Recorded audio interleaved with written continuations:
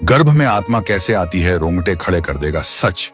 एक बार समय निकालकर जरूर सुने। जब जीवन की शुरुआत का रहस्य समझने की कोशिश की जाती है तो मन अपने आप किसी अदृश्य शक्ति की ओर खिंच जाता है, क्योंकि शरीर तो माता पिता के मिलन से बनता हुआ दिखाई देता है, परंतु चेतना कहां से आती है? यह प्रश्न सदियों से ऋषियों, मुनियों, वैज्ञानिकों और सामान्य मनुष्यों को बराबर चौंकाता रहा है। और यही वह जगह है जहां से आत्मा के गर्भ में आने का रहस्य शुरू होता है। कहा जाता है कि ब्रह्मांड में हर जीवित प्राणी केवल मांस और रक्त का ढांचा नहीं होता, बल्कि उसके भीतर एक सूक्ष्म ऊर्जा भी होती है, जिसे आत्मा कहा जाता है। और यही आत्मा शरीर को जीवित बनाती है। प्राचीन ग्रंथों के अनुसार जब किसी मनुष्य का शरीर मृत्यु को प्राप्त होता है, तब उसकी आत्मा शरीर को छोड़ देती है, लेकिन उसका अस्तित्व समाप्त नहीं होता। वह अपनी अगली यात्रा की प्रतीक्षा करती है। यह प्रतीक्षा कब समाप्त होगी, यह उस आत्मा के कर्मों पर निर्भर माना गया है, क्योंकि कर्म ही तय करते हैं कि अगला जन्म कब और कहां मिलेगा। जब किसी स्त्री के गर्भ में नया जीवन बनने की प्रक्रिया शुरू होती है, तब केवल कोशिकाओं का मेल नहीं होता, बल्कि प्रकृति एक विशेष क्षण की प्रतीक्षा करती है। कहा जाता है कि जब माता के गर्भ में भ्रूण बनने की प्रारंभिक अवस्था पूरी होती है, तब एक सूक्ष्म क्षण आता है, जिसे आध्यात्मिक दृष्टि से अत्यंत रहस्यमय माना गया है। इसी क्षण में एक भटकती हुई आत्मा उस बनने वाले शरीर से जुड़ती है। यह प्रक्रिया हमारी आंखों से दिखाई नहीं देती, इसलिए यह हमेशा रहस्य बनी रहती है। वैज्ञानिक दृष्टिकोण से देखें तो गर्भाधान के बाद कोशिकाएं तेजी से विभाजित होती हैं और कुछ ही हफ्तों में हृदय की धड़कन शुरू हो जाती है।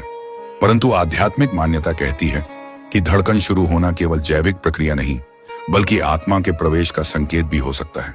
कई संतों ने अपने अनुभवों में बताया है कि आत्मा गर्भ में आने से पहले उस परिवार के आसपास सूक्ष्म रूप से मंडराती है जहां उसे जन्म लेना होता है।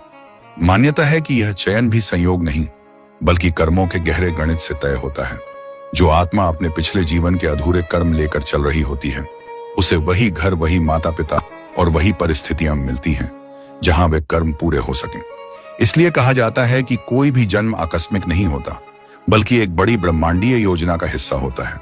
कुछ आध्यात्मिक परंपराओं में यह भी वर्णन मिलता है कि गर्भ के तीसरे महीने के आसपास आत्मा का जुड़ाव और मजबूत हो जाता है और तभी से भ्रूण में सूक्ष्म प्रतिक्रियाएं बढ़ने लगती हैं। कई माताएं बताती हैं कि गर्भावस्था के दौरान उन्हें अजीब सपने आते हैं या एक अनजानी भावना महसूस होती है, जैसे कोई नया जीवन उनसे संवाद कर रहा हो। वैज्ञानिक इसे हार्मोनल परिवर्तन कहते हैं, पर आध्यात्मिक लोग इस आत्मा की उपस्थिति का संकेत मानते हैं। इस रहस्य को और गहरा बनाती है वह बात कि हर बच्चा जन्म के साथ अलग स्वभाव लेकर आता है। कोई बहुत शांत होता है, कोई बहुत चंचल होता है, कोई असाधारण प्रतिभा लेकर आता है तो कोई बहुत संवेदनशील होता है। यदि सब कुछ केवल शरीर की बनावट पर निर्भर होता तो शायद सभी बच्चों का स्वभाव लगभग एक जैसा होता, परंतु ऐसा नहीं होता। यही कारण है कि आत्मा के अस्तित्व और उसके गर्भ में आने की धारणा आज भी लोगों के मन में जीवित है। कई लोगों ने मृत्यु के करीब के अनुभवों में भी बताया है कि चेतना शरीर से अलग महसूस होती है और यह अनुभव आत्मा की अवधारणा को और मजबूत बनाता है। गर्भ में आत्मा के प्रवेश को लेकर अलग अलग धर्मों में अलग अलग समय बताए गए हैं, पर लगभग सभी मान्यताओं में एक बात समान है कि जीवन केवल भौतिक प्रक्रिया नहीं, बल्कि एक आध्यात्मिक घटना भी है। जब एक माँ अपने गर्भ में बच्चे को धारण करती है तो वह केवल शरीर नहीं पाल रही होती, बल्कि एक चेतना को आश्रय दे रही होती है। यही कारण है कि गर्भवती स्त्री को शांत रहने, अच्छा सोचने और सकारात्मक वातावरण में रहने की सलाह दी जाती है, क्योंकि माना जाता है कि गर्भ में आने वाली आत्मा उस वातावरण से प्रभावित होती है। पुराने समय में गर्भ संस्कार की परंपरा इसी सोच पर आधारित थी, जिसमें माता को अच्छे विचार सुनाए जाते थे, भजन मंत्र और सकारात्मक कथाएं सुनाई जाती थी, ताकि आने वाला शिशु उत्तम संस्कार लेकर जन्म ले। वैज्ञानिक इसे मात्र मानसिक स्थिति का प्रभाव मानते हैं, जबकि आध्यात्मिक परंपरा इसे आत्मा के संस्कारों का पोषण कहती है। सच्चाई चाहे जो भी हो, एक बात स्पष्ट है कि जीवन का आरंभ केवल एक जैविक घटना नहीं लगता, क्योंकि उसके साथ भावनाएं, चेतना और व्यक्तित्व का जन्म भी जुड़ा होता है। जब कोई शिशु पहली बार रोता है तो वह केवल फेफड़ों का खुलना नहीं होता, बल्कि ऐसा लगता है जैसे कोई चेतना इस संसार में अपने आगमन की घोषणा कर रही हो।